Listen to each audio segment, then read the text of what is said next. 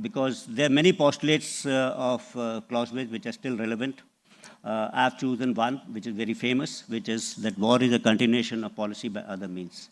If you look at this particular statement, I, as a scholar, as an army officer, draw two important derivatives, conclusions out of this particular statement.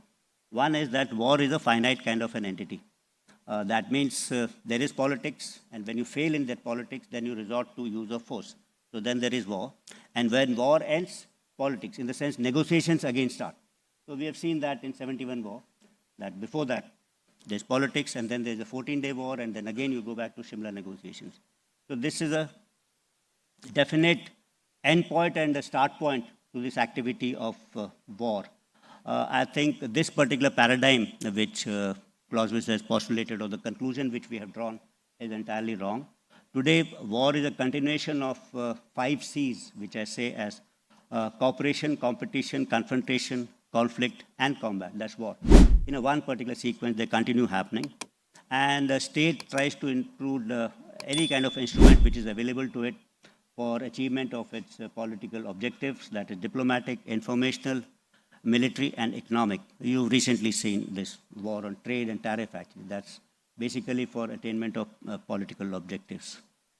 So, but this is what I said, in Operation Sindoor also, war and politics was happening as a parallel kind of a phenomenon. And it was being exercised also through communication, which I made a mention initially. Both direct and indirect communication is the chance. I said that military operations are highly unpredictable. And you heard that little saying that, no, the best plans actually go out of the window after the first bullet is fired.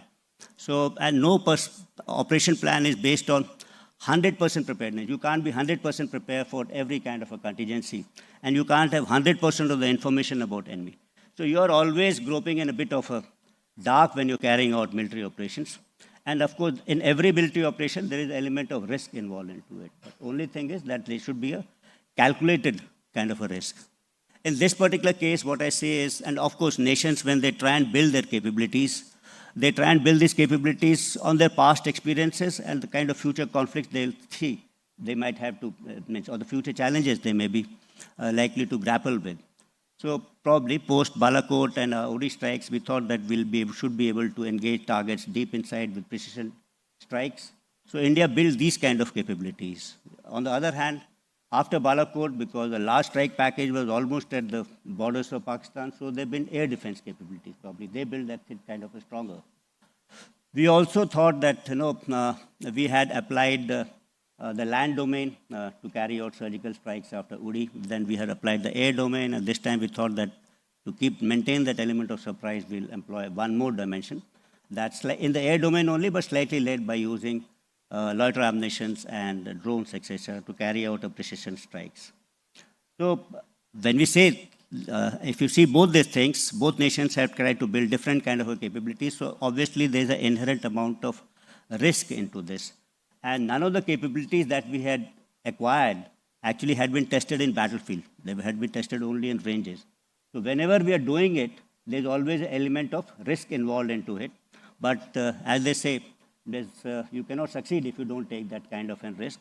We knew a little bit that we have a better counter-drone systems, etc. in our country. We have loiter ammunition. We may not have that kind of a capability, but there's an element of risk into it. I think the second important thing is to understand as to what is a professional military force. When you talk about risks and taking of a chance, actually. I think it's a professional force that is not affected by setbacks or kind of losses, if you may say. Because in war, what is important is, even if there are setbacks, you need to maintain your morale. That morale is to remain high. And then, of course, is adaptability. That is an important constituent of a very professional force. You should be able to understand what went wrong, rectify your mistakes, and go out again. I think that is important for any kind of a professional force. And third is, I think, the offensive spirit. As an organization, you must have that offensive spirit in spite of the initial setbacks. You can't sit down in fear. And as an individual, you should not have any kind of fear. That's why I said that, Clausewitz had attributed reason towards government. And when Operation Sindoor, as far as the government is concerned, is not about retribution. I think it was about drawing its limits of tolerance, thus and no far. So this state-sponsored terrorism from Pakistan had to stop, and Pakistan should not be able to hold hostage India to terror activities. And of course, it was also said that India is not going to live under the shadow of terror and neither nuclear blackmail. And then also this decision that we need to, since we have laid down a limit, we must act decisively. That, of course, comes out as a natural fallout of this. But there was also a desire in the government that actually it's not getting hyphenated with Pakistan, because we are on a different trajectory and a path towards progress and development. And our aspirations of 1.4 billion people are entirely different from then of our adversary. Our vision is entirely different.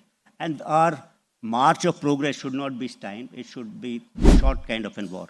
I think these are the kinds of reasons for us which I can attribute towards the government. And the nature of conflict we fought and the type of operations that were executed were reflected in that reasoning part of what I just said. Let me talk about these three things: emotion, reason, and chance, as related to Operation Sindoor. What we see is, in this particular thing which happened at Pahalgam was profound cruelty, of which, towards the victims actually, because all of them were killed with headshots in front of their families and their children, and they were slaughtered in the name of religion, which is kind of unacceptable to this modern world.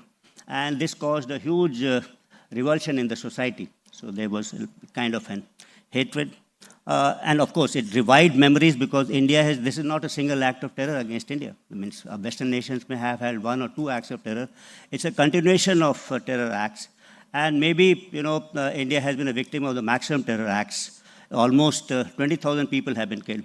So amongst the emotion which was being evoked in the people of India was about revenge, retribution, and this was to get the perpetrators to justice. So that, I think, was played in everyone's mind. That's a kind of emotional public sentiment which was having.